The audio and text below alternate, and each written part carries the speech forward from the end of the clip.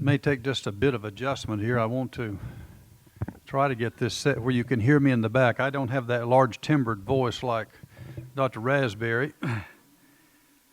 Are you okay in the back? Can you hear me okay back there? Okay, it looks like a thumbs up. So if at any point I wander away, give me another thumbs up and I'll head on back this way. But it really is a great joy for me to personally be able to be with you this evening. As I'm sitting here and observing our program, realizing that there's a performance at 7:30, I did receive the assurance that they would not start that performance till we arrived. So if we're just a few minutes late, we don't want anyone in a panic about that. I was also reminded of a very dear lady whom you would not know. Carolyn and I knew her so well in years past. Her name's Ms. Esther Whitaker. Ms. Esther Whitaker invited me to be the keynote speaker for a community gathering of about 200 people. This goes back about 8 to 10 years ago. I was to give an address that had to do with academics and the arts, and I had prepared that address, and that was to precede a performance that was to start at 7 p.m. And I was introduced for my address at 7 minutes till 7. And so I gave them the ultra abbreviated version, and we were out of there about 1 minute till 7 and got there pretty close on time. So I'm going to give a bit of an abbreviated edition this evening, actually, but we do have a bit of time, and there are several things I want to say to you this evening. The first is a very heartfelt and a very genuine thank you. This evening is for us as a college to gather with you and provide a bit of information and say thank you for what you do for this college. Many of you, most of you, I know to some extent. I don't know everyone in the room, but I know many of you in this room. And I would love to introduce everyone and invite you to stand and let every one of you get a round of applause after we have indicated some of the wonderful things that you have done for this college in this past year. Obviously, that's not going to be possible this evening. I do want to acknowledge just a handful of other people. We have with us this evening not only those individuals who are trustees of the college, but we also have with us individuals who are new trustees this year. They came on board to get behind the purposes of this school and to play an important role now as we lead forward this college. All three of our new trustees are with us this evening, and I want to invite them to stand once again. We have Dr. Horace Hambrick, who is here at the front. We have Dr. John Blackburn, who is Professor Emeritus of Chemistry right here, and we have Mr. Norman Brown. He and Libby are here as well. These are new trustees, so please...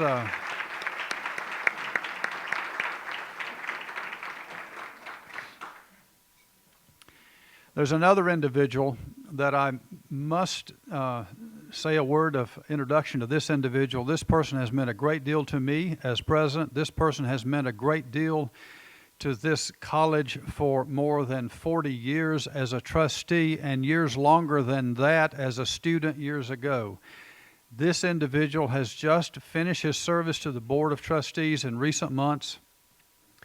He has been selected by the trustees to receive an honorary degree at graduation this year, and we are absolutely thrilled that Randy Fox and Jenny are with us. So Randy, if you and Jenny would please stand, let us say a word of thanks. Thank you.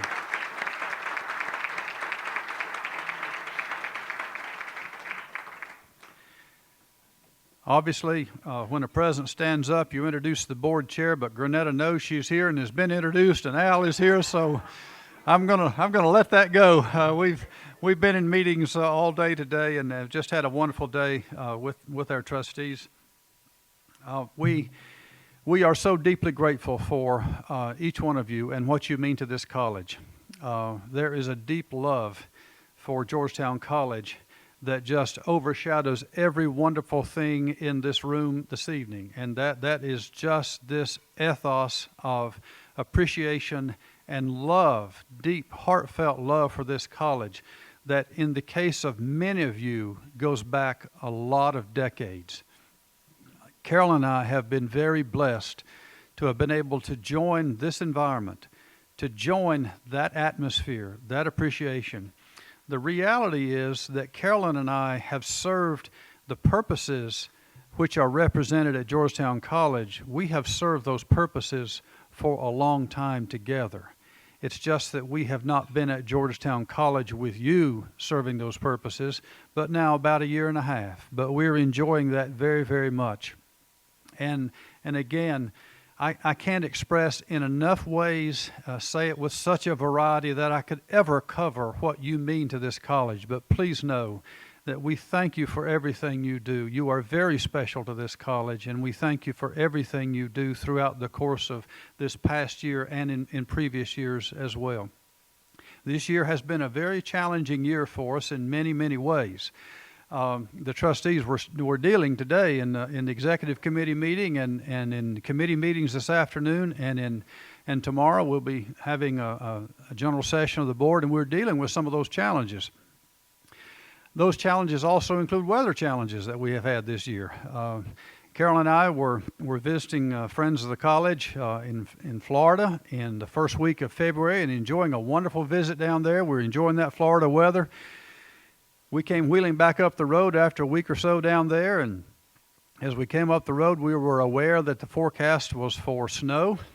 Well, this is approaching the second week of February, and I've seen a lot of snow in my life, and as we were coming up the road on a sunny afternoon, in a distance I could see those clouds begin to layer just a little bit, and I told Carolyn, we were commenting in the car, that I think they're going to get this forecast right. I really think it's going to snow.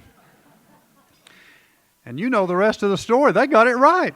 It was about a month later that we saw the ground. We endured the 20 below and the multiple inches of snow, and when that was fairly well gone after about 3 weeks, here came another dose of it. So we had quite a weather challenge this winter, which complicated our year a bit, but we moved on through that okay.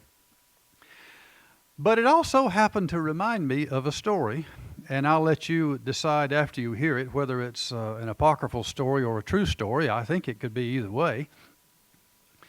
There is a story about a couple who lived way, way out in the county.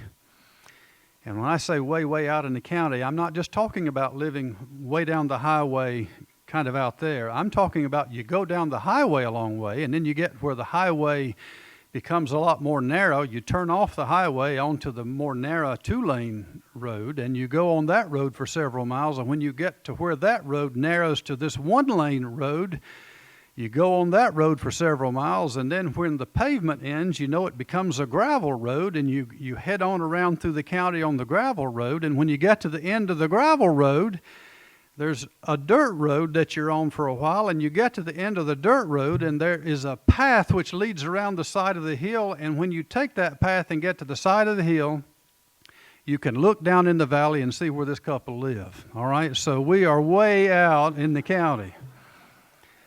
There is a story about a winter that was so harsh.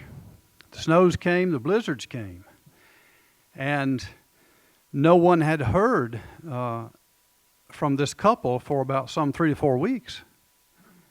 And their friends were very, very concerned. So they tried to get in contact with the officials to go check on this family and see if they're okay. So they get the dozers and they doze part way, and they finally decide that they cannot get the normal way to the home. They have to get a team and a sled, and they have to break some of the snow to get to the house to where this couple lives. As they approach the house, they realize that there's no way they can even get to the door. The snows are so deep that they can't get to the door. The windows are covered up. There's no way, it doesn't seem, to contact this couple.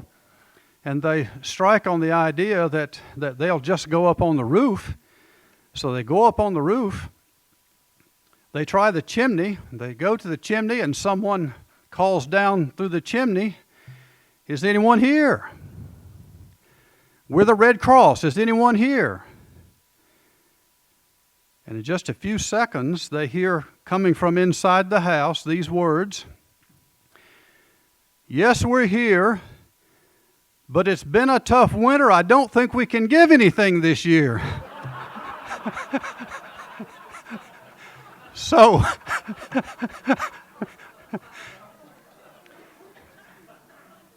at Georgetown College, we're blessed because we had a tough winter. We had a challenging winter. But you found us and you gave. And we appreciate it very, very much. We want you to know that is heartfelt from those who work at the college, who are associated with the college. We thank you, we thank you, we thank you so very much. Now, a few updates. I want to say a few words about progress that we have made. Last year when we had this gathering, Carol and I had only been here a few months. There was much less certainty at that point than there is now. We have made progress. I have people asking me regularly, if not every day, very frequently. People are asking me, well, how's the college doing? How are things going? We know you have challenges over there. And I tell them what's exactly the case every time I talk with them. I tell them that we get better every day, and that is the fact. This college improves. This college strengthens every day. We take a step forward every day. It is the case that some days those steps are not as large as we wish they would be. But this college is strengthening. We are making progress every day. Now, why is it that I say that? Well, you saw part of the reason in the three students who are up here. And Amy and Logan and Patrick, we appreciate you being here and fighting through the nerves. You did a great job, and thank you for being here. The key thing which makes the college a quality place, the key thing which determines how well it's doing, is the matter of how well its students are doing. This is an academic institution. We are here for these students to learn. We are here to prepare students. And on that score, our college is doing well, and we are making very good progress. Earlier this week, and some of you shared this joy with me, we had an academic honors day in the chapel. Some of you were there with us for that event. And we had several dozen students who were recognized on the stage for their achievements, for their accomplishments through the course of the year. And it just makes you almost rise off the ground when you hear what these students have accomplished and where they're headed. The graduate schools, the professional schools, the involvements, the level of accomplishments that they have made in their time here would bring a smile to every face. It's just extraordinary what these students do. 2 days later, I attended another event. This was an event for recognition of top student leaders at Georgetown College. We have many student leaders at Georgetown College. Student Affairs selected their top 10. We love top 10s in this country. So Student Affairs selected their top 10 student leaders. And those students and their achievements and their involvements, they were introduced to a group just a few days ago. And again, it's extraordinary what these students do, what they're involved with, the way they lead on this campus. They have had a very fine year. A week ago, I've been busy. Carol and I have been busy at a lot of events and a lot of evenings in April. A week ago, we had a gathering which was the annual banquet of our fraternities and sororities, Greek life. And I want to get my data right, and I brought it with me so I wouldn't get this wrong. But I want to give you an indication of how our fraternities and sororities are doing. We put about 280 students in the cafeteria for a banquet, and there were awards given. Many deserving students were recognized. And let me tell you what meant something to me as an academic and an administrator. A lot of those things were wonderful, and I enjoyed it. But listen to this. The all-sorority GPA, the grade point average, across the board for the ladies in our sororities this year was 3.503. The guys have to pick it up a bit. But the all-fraternity GPA was 3.178. Now, this is at a college where we don't deal with grade inflation. Our curriculum is rigorous. Our faculty they hold our students to a high standard. You don't see many students come out of Georgetown College with a 4.0. But from within Greek life, now you find another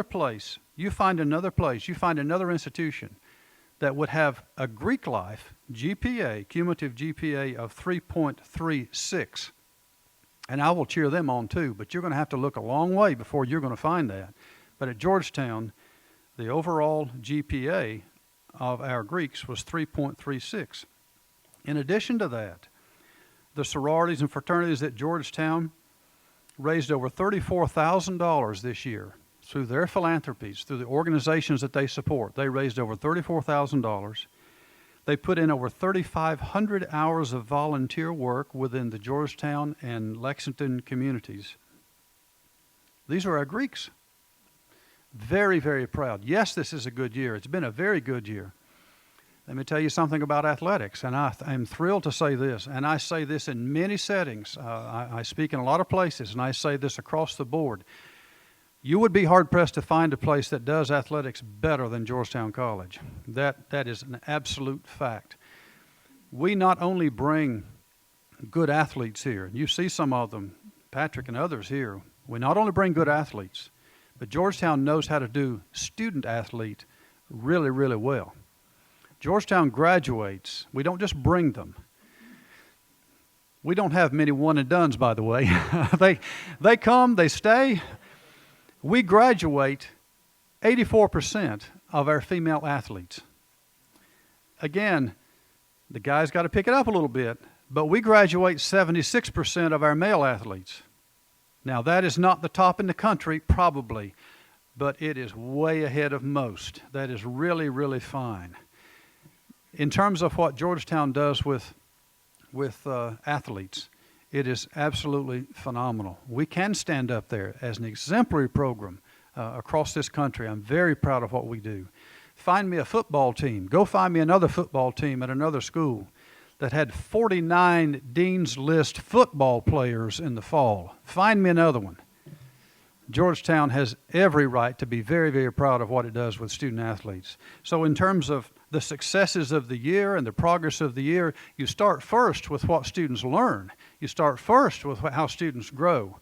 And on that score alone, Georgetown is doing very, very well.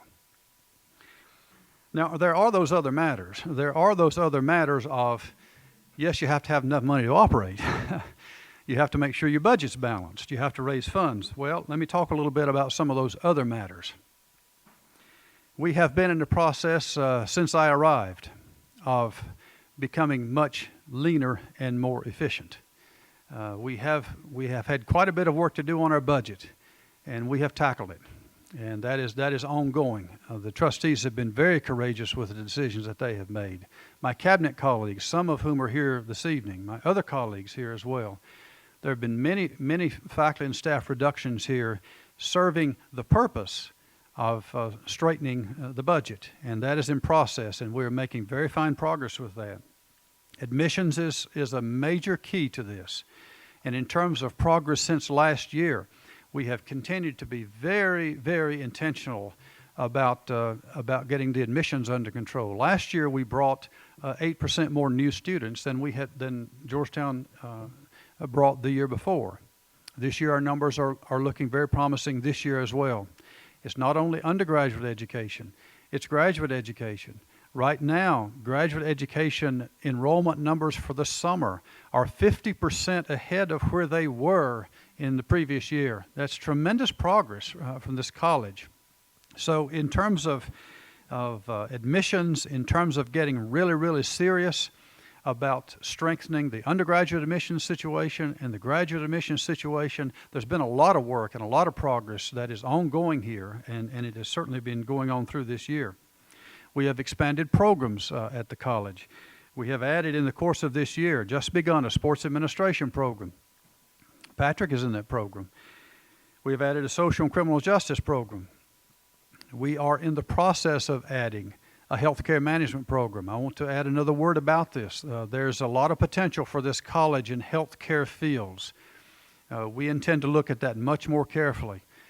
One of the things that with which we are beginning is we are beginning to shape a healthcare management major. Just this just within these recent 2 months, we have been able to attract to the college the person that we wanted to bring here. It was the choice of the college. This was the person that we wanted. We were able to attract that person to Georgetown to begin shaping a healthcare management program.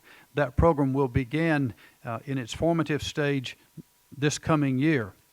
We were able to do that through the generosity of a foundation which stepped up and said, we will help you. We will provide grant funding for that salary for next year. And that foundation was the Geene's Foundation. That foundation is headed now by a person who sits in this room, who was not with the Geene Foundation at the time that that award was made, but a person who has been the friend of this college for years, and a person who now sits as the head of the Geene's Foundation. Mr. Barry Allen is right here in front. And Barry, thank you. We'll be talking with you further.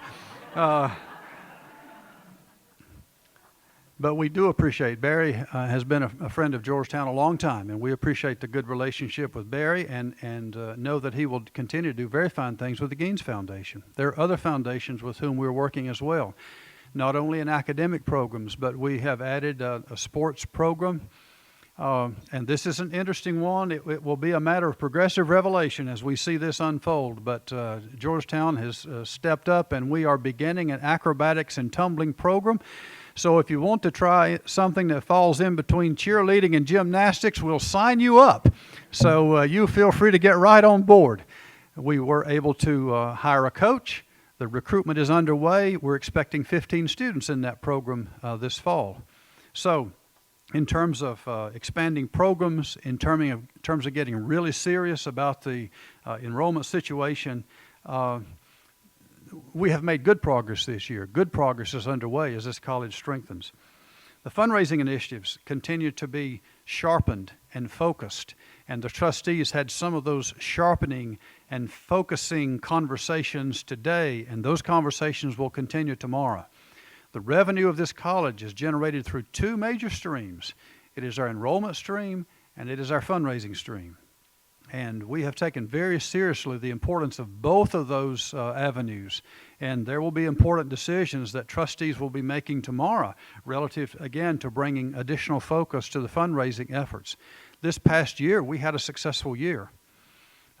We want an even more successful year as we move now into decisions of tomorrow and move forward into next year. We look for very fine success, and there's a good foundation laid for that. We're confident that that will unfold in a very good way in this coming year. Strategic planning is underway. That has been another major part of the year's work. The mission of this school is very clear. The mission of this school is to provide an exceptional educational experience in a vibrant Christian community, and we take that very seriously. That is why we work, because we are pursuing something that is right and something that is worthy. I'm a New Testament guy, and when I think of Georgetown College and the mission of Georgetown College, I think of a text like Romans 12:2, where the Apostle Paul says that we are to be transformed by the renewing of our minds. And that's consistent with the mission statement of Georgetown College. We are in the process of preparing students. We're in the process of transforming minds of students. So the mission of this college is very clear. It is very fine academics, and it is in a very fine, vibrant Christian community. And I'm very proud to support that mission. And I thank you for being proud of supporting that mission as well. Now, the path ahead, there are plenty of challenges. You don't work in Christian higher education unless you're willing to work with a challenge a day. That's true. Many days I wish it could be only one a day. There are many a day. That's simply the nature of the work that we do. But we take them on. We have a team of people here at the college who take them on. And the reality is that when we think in terms of challenges for Christian higher education, we are thinking of such things as the enrollment challenges, the affordability challenges, the increasing competition that is out there, the marketing and perception issues that Christian higher education has to deal with. You will have noticed this. I will put it this way, in case you haven't thought of it this way. It seems that it's a culturally popular thing to use Christian higher education as sort of a whipping boy these days. Have you ever heard anything negative about higher education recently? Have you ever heard anything negative in the press about higher education recently? It is the case that there are plenty of foibles out there. There are plenty of places where higher education generally deserves criticism. That's true enough. Don't let that blind you to the fact that Christian higher education is a very, very worthy endeavor, and it is a very, very successful endeavor. We, again, are in the business of preparing students. So the way in which we have to work with the public, in essence, we have to keep telling our story.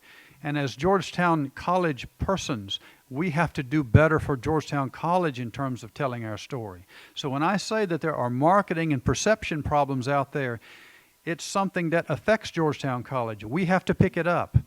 But it goes much more broadly than just Georgetown College, and we have to deal with that fallout as well here. Now, as we sit here, we have made much progress as a college over the last year. As we sit here, we continue to need you. We need you. Georgetown College needs you. Georgetown College needs you in ways that, and to an extent that perhaps we have never needed you before. This is a very important time. There are challenges which abound. We are deeply grateful for what you have done for this college. We need you. We need you to continue to stand with Georgetown College. There is much to accomplish, but there is a rightness, there is a worthiness about what we are pursuing. I know you love this college. I intend to see this mission flourish. I intend to see this college grow. I believe in this college. And we need you to stand with this college as we move through these months and these next years together. Now, how can you do that? Let me help clarify in a few ways. One of the things that you can do is to continue to be a good ambassador for this college. I speak to the choir. If you're not a good ambassador, you're probably not in this room. You are good ambassadors for this college, and I appreciate that. I represent a lot of people who appreciate that. As you go and talk to people about Georgetown College, you can speak to people with confidence. You can speak to them, assuring them that this college is strengthening. This college is improving. This college is renewing. And you can say that with all candor, with all honesty, and with all assurance. That is, in fact, the case. We need you to renew your membership to the President's Club. We appreciate the fact that you are members of this club. Many of you have been members of the President's Club for many years. And to maintain that membership, you have to renew that membership. And you renew that membership by contributing to the college. And we want you to do that. And we also don't want you to be shy. We don't want you to be shy. There's not a person in this room that doesn't have a lot of friends, not just a few. You have a lot of friends. Next year, I would like for this gathering to be in the rec center. This is nice. This is a beautiful facility. I love it here. I would like 300 people at this gathering next year. I want you to find 10 people. I want you to find 10 people and ask them to get on board something that is as worthy as Georgetown College. So don't be shy. The fact is, you will increase your joy, and you will increase the college's joy by bringing people into this beautiful mission that is the mission of Georgetown College. I want to encourage you to continue to give of your own resources. You have been generous.